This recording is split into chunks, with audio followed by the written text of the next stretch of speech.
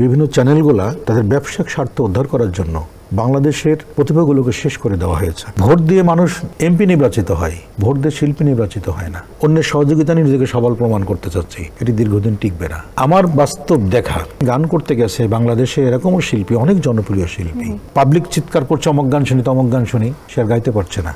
আমি বা আমরা কয়জন গিয়ে তাকে উদ্ধার করে আনছি। এখানে সৃষ্টি ধ্বংস হচ্ছে, প্রতিভা ধ্বংস হচ্ছে। এখন অনেক সঙ্গীত শিল্পী রয়েছে যারা হারমোনিয়াম বাজানো দূরে থাক, হয়তো কখনো হারমোনিয়ামে কোনো গান তুলেও নি, অন্য কেউ হয়তো বাজাচ্ছে সেও তুলেনি কখনো। আসলে তাদের কাছ থেকে তাহলে আরও একটা ব্যাপার যে সুর, একটা সময় দেখা যেত যে আগের যে কালজয়ী গানগুলো সেগুলো এখনও কালজয়ী, এটা থাকবেই, কিন্তু বর্তমানের গানগুলো যেন মনে হচ্ছে সেগুলোরই একটা কপি, বিভিন্ন দেশ থেকে নেওয়া, চিরচেনা একটা সুর, নতুন কিছু না, বা একটা কালজয়ী হওয়ার মতো কিছু না। তাহলে আসলে এই মিউজিক ইন্ডাস্ট্রি কোথায় যাবে? না, মিউজিক ইন্ডাস্ট্রির ভবিষ্যৎ খুব ভালো না, ভবিষ্যৎ খুব ভালো না। কোনো ছেলে মেয়ের মধ্যেই নিজেকে অর্জন করা বা নিজেকে অধ্যবসায়ের মধ্যে রেখে দীর্ঘ বছর সাধনা করে একটা জায়গায় পৌঁছানোর ধৈর্য তাদের ভিতরে নাই। এগুলো ক্ষতি করেছে আমাদের রিয়েলিটি শোতে।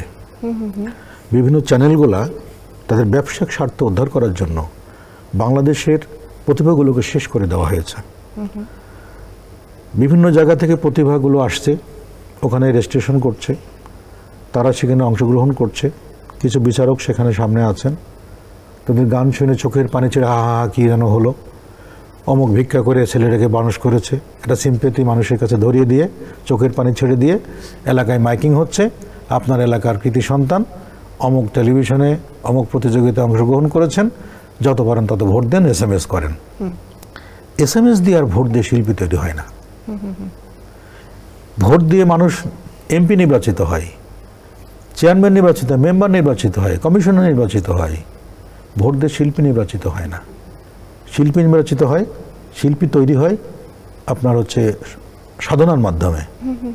আবার একটু ইন্টারাপ্ট করছি, এই যে ভোটের জন্য কিন্তু অনেক সময় দেখা গেছে যে খুব যোগ্য প্রার্থী ভোটের জন্য পিছিয়ে গেছে দেখে হয়তো টপ 10 বা সে হয়তো ছিটকে পড়েছে। আবার আরও একটা ব্যাপার যে সুর বা তালের ব্যাপারের সাথে এখন নতুন আরও আধুনিক গান যুক্ত হয়েছে, যেখানে দেখা যাচ্ছে র্যাপ বা বিভিন্ন মিউজিকের মিক্সিং থাকছে। সেই মিক্সিংয়ে আসলে তার কণ্ঠটাই থাকছে না, বরঞ্চ তার কণ্ঠতে সে যদি বলে সেটাকে টেনে হয়তো একটা সুর বের করে ফেলছে, এবং পরবর্তীতে সেই মানুষটাকে যখন লাইভ পারফরমেন্স করতে বলা হচ্ছে, কারণ একজন সঙ্গীত শিল্পী তো আসলে স্টেজ তাদের জন্য সবসময় অপেক্ষা করে, সেই স্টেজে সে যাচ্ছে না বা গেলেও সেখানে পারফর্ম করতে পারছে না।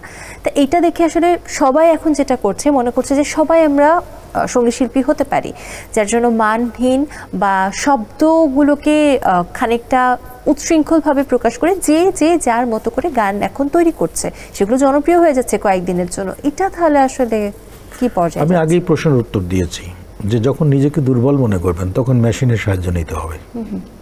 ও দুর্বল বলে তো মেশিনের সাহায্য নিতে হচ্ছে।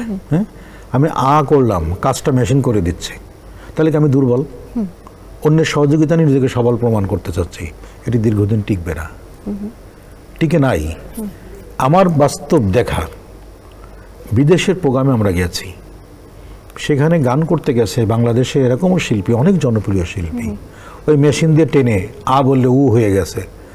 সেই শিল্পী ওখানে যখন তার ওই পাবলিক চিৎকার করছে অমুক গান শুনি তমুক গান শুনি, সে আর গাইতে পারছে না, তার কণ্ঠ সামনে যাচ্ছে না, তার কণ্ঠে সেই ধারালো ভাবটা মানুষ পাচ্ছে না যেটা ক্যাসেটে পেয়েছিল। তখন সেখানে শিল্পীর মাথা সমান জুতার পাহাড় হয়ে গেছে, পাবলিকের জুতা ছুটতে ছুটতে। আমি বা আমরা কয়জন গিয়ে তাকে উদ্ধার করে আনছি, এমন বাস্তব চোখে দেখা। ফাঁকিবাজি দিয়ে বেশি দিন টেকা যায় না। একটা 20 তলা বিল্ডিং দীর্ঘদিন মাথা চোখে দাঁড়িয়ে থাকবে যদি ফাউন্ডেশন মজবুত থাকে, আর যদি ফাউন্ডেশন দুর্বল হয় 1 তলা বিল্ডিংও দীর্ঘদিন থাকবে না। একদম ঠিক। হ্যাঁ, নেতিবাচক কথা বলে তো অনেক কিছু বলা যায়, তারপর আরও একটা ছোট্ট জিনিস বলে আসলে এই পুরো নেগেটিভ ব্যাপারগুলো থেকে আমরা আরও অন্য কোথাও নেগেটিভ বলছেন, এটা কিন্তু পজিটিভ, এটাই আসলে সত্য। আসলে আপনি যদি বিচার বিশ্লেষণের দিক থেকে দূরে সরে যান, তাহলে তো আপনি বিবেকহীনার কাজ করলেন। আপনাকে বলা উচিত আমি ব্যবসা দেখব না সৃষ্টি দেখব। সৃষ্টি দেখা উচিত, তাই না? আপনি দেখছেন ব্যবসা, এখানে সৃষ্টি ধ্বংস হচ্ছে, প্রতিভা ধ্বংস হচ্ছে। হ্যাঁ, যে সমস্ত লোকজন আজকে এই বাচ্চাদেরকে নিয়ে ব্যবসায়িক খেলা খেলছে, তারাই তো এখানে দায়ী। একদম। অথচ বাচ্চাদের ভিতরে কি সুন্দর প্রতিভা আছে, কি চমৎকার প্রতিভাবান ছেলেপিলে এখানে আছে। তাদেরকে একটু প্যাট্রোনাইজ করলে, তাদেরকে একটু যোগান দিলেই তারা কিন্তু অনেক ভালো করতে পারতো।